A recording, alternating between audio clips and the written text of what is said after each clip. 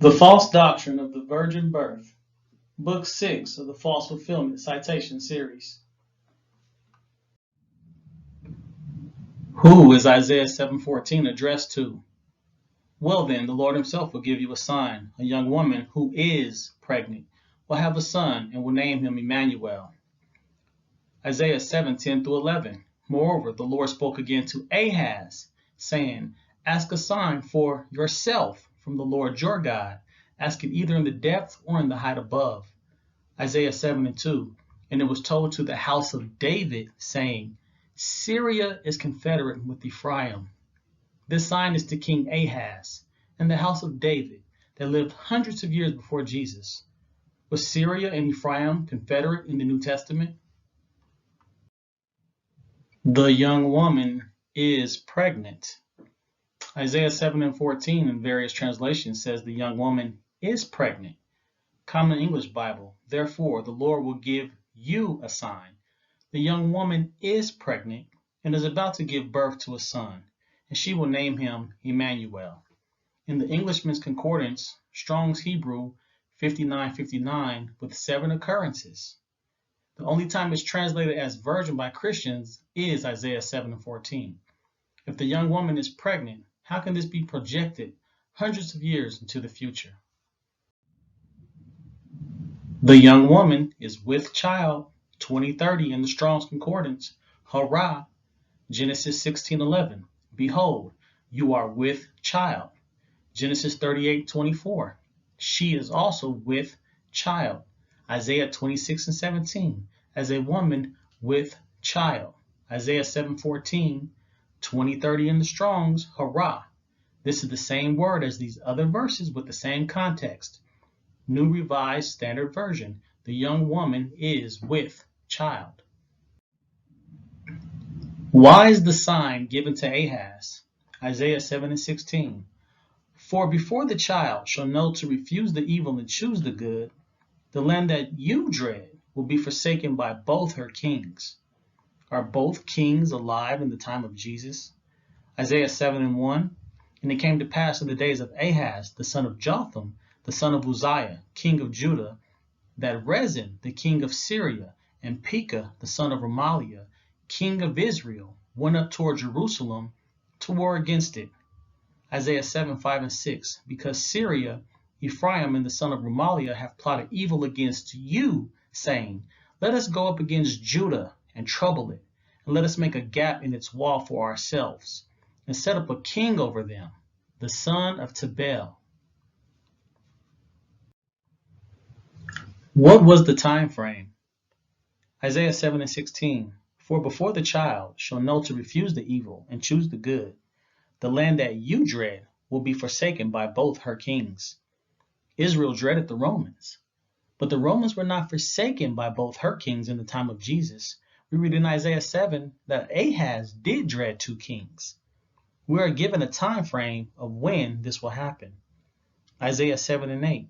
For the head of Syria is Damascus, and the head of Damascus is Rezin, and within 65 years Ephraim will be shattered from being a people.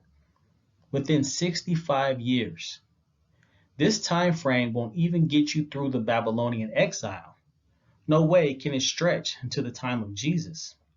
We see the context of the sign and what is happening before and after have nothing to do with Jesus or Mary, but are clearly concerning Ahaz and his people living in fear of these 2 kings that are never mentioned in the New Testament. Isaiah's son, 6005 Emmanuel, Strong's Exhaustive Concordance.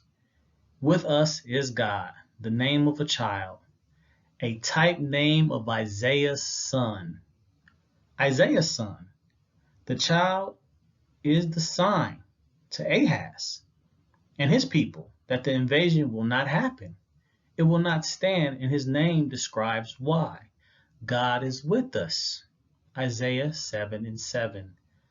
Isaiah 8:18. Here am I and the children whom the Lord has given me. We are for signs and wonders in Israel from the Lord of hosts, who dwells in Mount Zion.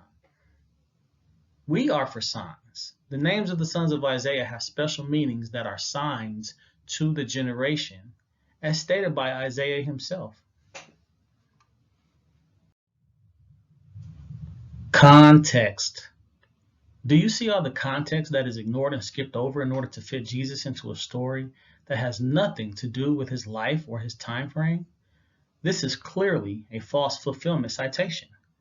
Isaiah 7:14 has absolutely nothing to do with anything in the New Testament. The reason for the child is for a sign to King Ahaz that Syria is confederate with Ephraim, as we see stated in Isaiah 7:2. God is with us, so the invasion won't come to pass. This is what we read in Isaiah 8:8. Two kings have Judah on their radar, and the prophet Isaiah assures Ahaz it will not come to pass. Conclusion, Isaiah 7:7. Thus said the Lord God, it shall not stand, neither shall it come to pass. The sign of the child and what would happen is, before the child shall know to refuse the evil and choose the good, the land that thou abhorrest shall be forsaken of both her kings. The beginning of a lie.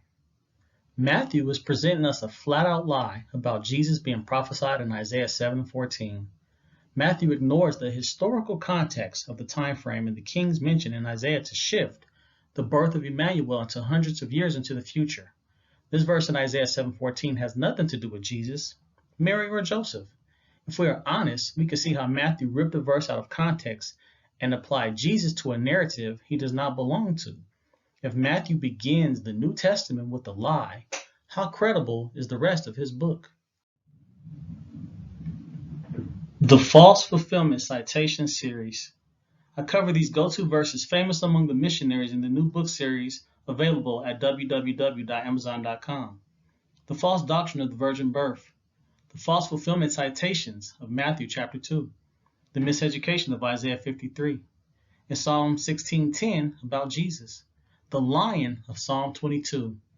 Psalm 110 in the Kings of Righteousness. Who was cut off in Daniel 9:26? Who was the prophet like Moses? Was the serpent in Genesis defeated by Jesus? Was Pentecost the fulfillment of prophecy? All books are available in paperback and Kindle format. Thanks for listening.